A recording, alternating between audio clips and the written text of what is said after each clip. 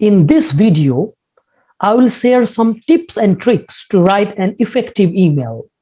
Hi, I'm Sanjeev and you all are welcome to my channel.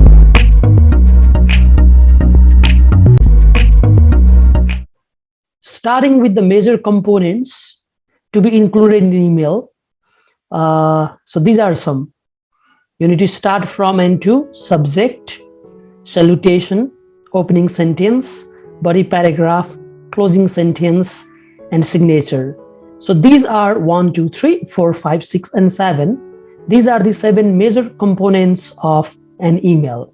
Let's see these components one by one with example. Starting with the very first one, from and to. So you need to start your email with from and to. From refers to the sender and to refers to the receiver of email. Therefore, when you are writing from, after from you have to put one email ID, the email ID of the sender, and after to you have to supply the email ID of the receiver. Here is one example: from rajiv@gmail.com and to raju@gmail.com. Make sure that when you are writing the email ID, all the letters are in small letters. Okay, so this is the very first element. After from and to, we move to the second element, that is subject. What is subject? For example, you have from email ID to email ID. Subject is all about the email. What is your email all about? You have to keep it after subject. For example, if you are writing an email to your teacher where you are requesting your teacher to extend the deadline, then you can say a request for the extension of deadline. If you are sending an email to a college asking for some information regarding the program, then it can be a query for the program. If you are writing an email to your uncle asking him to attend the marriage ceremony, then it can be something like invitation for the marriage ceremony. If you are writing an email to some guest, distinguished personalities to attend the certain program, then it can be again invitation to attend the program. So subject depends on the content of your email. After subject, you have salutation. Okay, so salutation means greeting. Greeting depends on context as well as it depends on relationship. For instance, look at that. Sometimes you can greet the person, you can begin your email with the greeting related to time. It can be something like good morning, good afternoon, good evening. But sometimes if you are sending an email abroad and if you are not sure whether it is morning there, afternoon, or evening, you can, instead of saying good morning, good afternoon, or good evening, in the case of uncertainty, you can simply greet the person as warm with the salutation, warm greetings. And if you are writing email to your friend, again, you might have dear Sanjay, dear Mohan, or again with your friends like hello, hey, hey, reason, hey, Purnima, hey, notice. So whatever it is. And likewise, another element we have that is in email, that is opening sentence. So after salutation, how you should open your email, how you should start your email.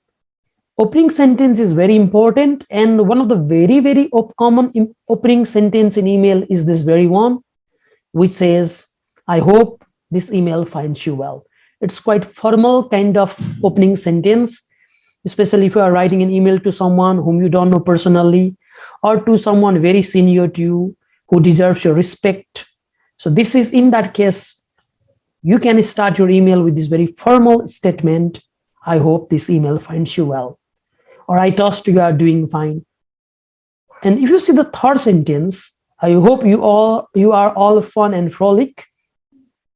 This kind of opening sentence is used when you are especially sending an email to your friend, someone quite close to you, or maybe your colleagues, or maybe someone, junior to you. I hope you are all fun and frolic. It is the example of informal opening sentence in an email. After opening statement, Now we have to write the body paragraph. That's very, very important element in an email.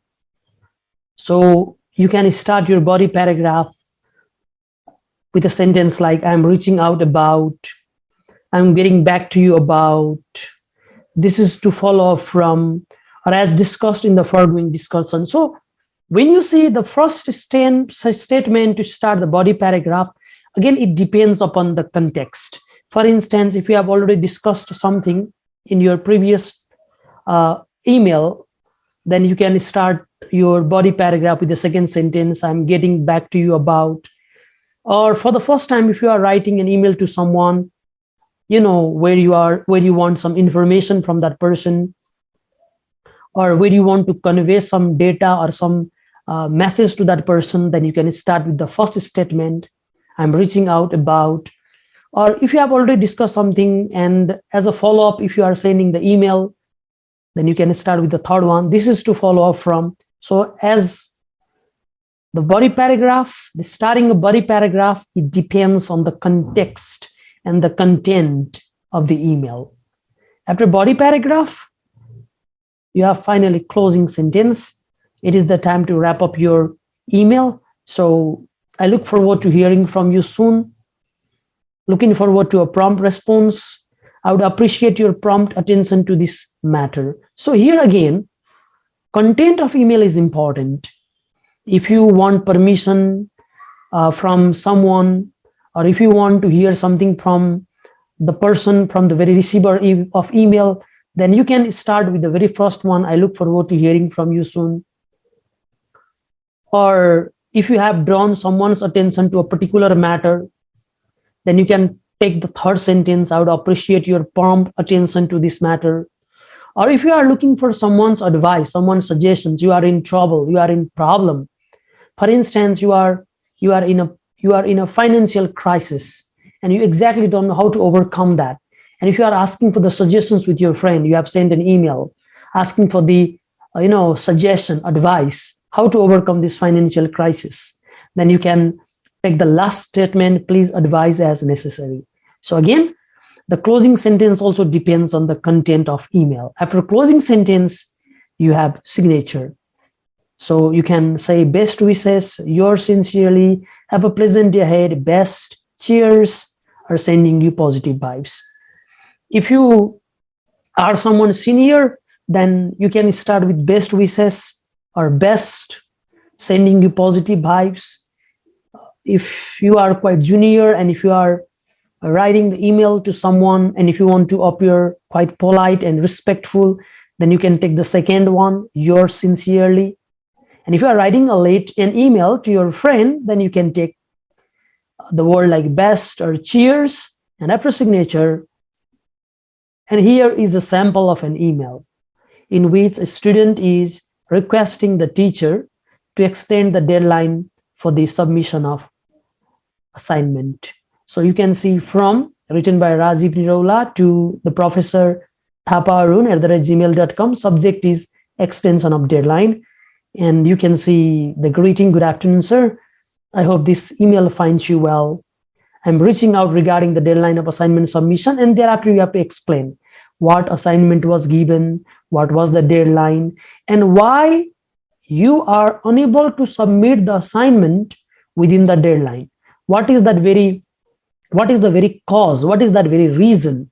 And also, you have to make a kind of promise that you will be doing the assignment and you will be submitting it within the extended deadline. And finally, you can close your email with the closing statement, I am looking forward to hearing from your positive response. Yours sincerely, and the name of the sender, Rajiv Niraula, at the end. This brings us to the end of this video. I hope you equally understood and enjoyed the video. If you are new to my channel and have not subscribed my channel yet, please subscribe my channel, like the video, pass a comment. Thanks for watching.